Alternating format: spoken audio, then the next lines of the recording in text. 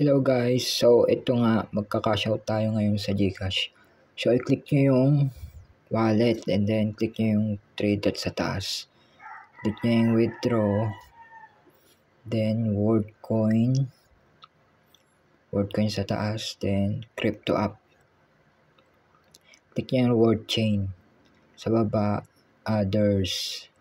Click yes. And then paste nyo dyan yung wallet address nyo. Saan ba nakukuha yun? Punta ka ngayon sa GCash. Ayan, then punta muna kayo sa home. Yan, hanapin nyo yung view all dyan. View all. Ayun, tapos hanap view all. Hanapin mo yung crypto. G-crypto sa baba. Ayun, yung bilog G-crypto. Tayo natin mag-loading. Ayun, nasa home na tayo guys. So, dito, i-click nyo yung market. Tapos, search nyo yung WD. WorldCoin. Then, click nyo yung receives. Ayun. Receive. Then, copy nyo yung clipboard. Copy clipboard. Yung wallet address nya. Yan yung wallet address. Nakopy na.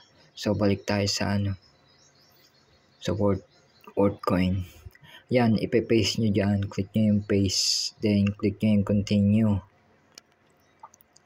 Click nyo yung continue. Then, click nyo yung max. Click nyo yung continue.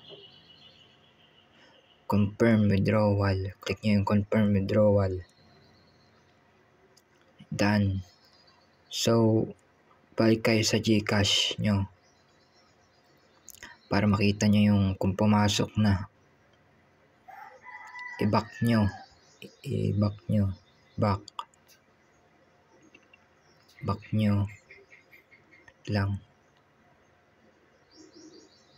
Balik kayo uli sa G-crypto. Biglang nag-back eh. Ayun, pumasok na siya. Nasa na siya. Sa balance ko na. So, paano nga ba ito iti-trade para ma-withdraw sa GCash? So, search nyo yung WD. I-trade natin siya. Click nyo yung WD. Then, may makikita kayo dyan, sell sa baba. Yan, i-click nyo yung sell. Then, may 100%. Click nyo yung 100%. 100% din. Sa baba. Scroll down nyo. Ayan na, okay na. Scroll down nyo. Ayan, click nyo yung sell. Ayan.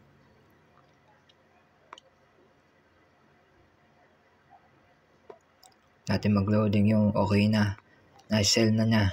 Back to dashboard tayo guys. So, tayo natin mag-loading. Nasa peso balance na. So, yan. I-withdraw natin siya papunta sa GCash mismo sa balance. So, click natin yung withdrawal dyan. Then, ilan ba yung 493.75? 0.75. Yan. Click natin continue. Tayo natin mag-loading.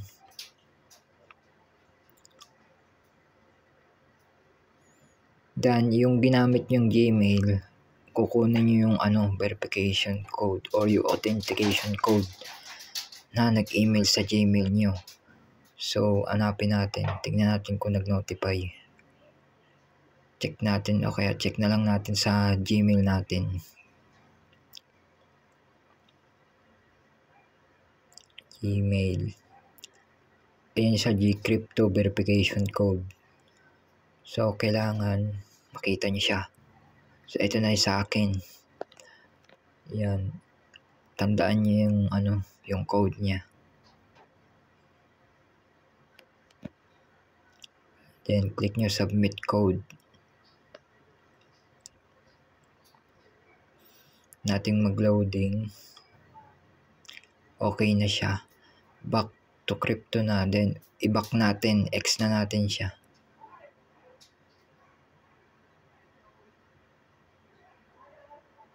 So, yan na. Nakabak na. So, pumasok na siya. Check natin sa transaction. Kung pumasok na. Transaction. So, ayun na siya guys. Pumasok na. So, guys, ulitin nyo lang yung video guys para mapanood nyo, maintindihan nyo yung video. Tutorial na ito. So, guys, huwag nyo kakalimutan mag-subscribe sa channel ko, and then kung gusto nyo mag-donate, lalagay ko na lang sa description yung aking GCash account. So, salamat guys. Thank you.